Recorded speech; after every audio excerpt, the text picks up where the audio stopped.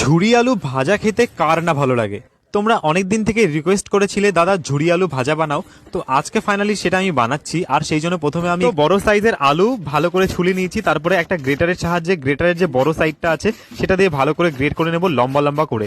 তারপরে গ্রেট করা হয়ে গেলে এটাকে ভালো করে 2 থেকে 3 বার, মিনিমাম 3 বার তো ধুতেই হবে, ভালো করে ধুয়ে চিপে চিপে উঠিয়ে দিতে হবে, একদম ঝরঝরা যাতে থাকে। ঠিক আছে, তারপরে ঝরঝরা হয়ে গেলে আমি এখানে গাছ থেকে কারি পাতা তুলে নেব।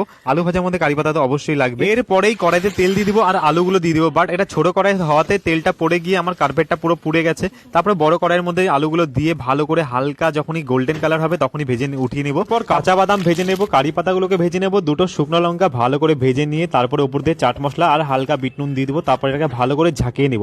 ঝাঁকিয়ে নিলে এটা আমাদের রেডি হয়ে যাবে। আর এটা দেখতে কতটা লোভনীয় আর কতটা সুন্দর লাগছে জাস্ট ভাবা যায় না। তো তোমরা কারা কারা ভালোবাসো এই ঝুরি আলু ভাজা, আর এই ভিডিওটা কিন্তু বেশি বেশি করে শেয়ার চাই, লাইক চাই আর সাবস্ক্রাইব করে দিও, ফলো করে দিও। Thank you so